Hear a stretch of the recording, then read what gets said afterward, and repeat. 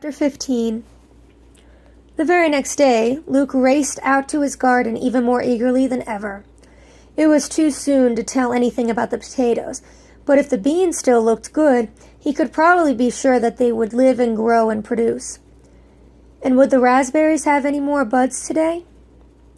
Luke reached his clearing and stopped short. His garden was destroyed.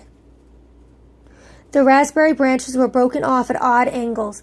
The bean plants were trampled, smashed flat in the mud. There hadn't been any potato shoots to be ruined, of course, but the garden was so messed up Luke couldn't even tell where he had planted them. "No," Luke wailed. "It can't be." He wanted to believe that he'd accidentally walked into the wrong clearing, but that was crazy. There was the maple tree with a jagged cut in its trunk on the one side of the clearing, the oak with the sagging limb on the other side, the rotting trunk in the middle. This was his garden, or it had been. Who wrecked it?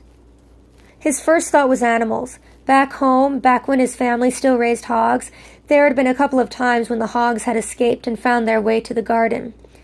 They rooted around like crazy, and Mother had been furious over the damage. But there weren't any hogs in the woods. Luke hadn't seen anything bigger than a squirrel. And for all his shooings and worrying, he knew squirrels couldn't have done this kind of damage. And squirrels didn't wear shoes. Luke winced. He'd been too distraught to notice before. Instead of animal tracks, the garden was covered with imprints of the same kind of shoes Luke was wearing. Smooth-soled, barren shoes had stomped on his raspberries, trampled his beans, kicked at his potato hills. They had walked all over his garden. For a crazy instant, Luke wondered if he himself was to blame. Had he been careless leaving the garden yesterday? Could he have stepped on his own plants by mistake? That was ridiculous. He'd never do such a thing.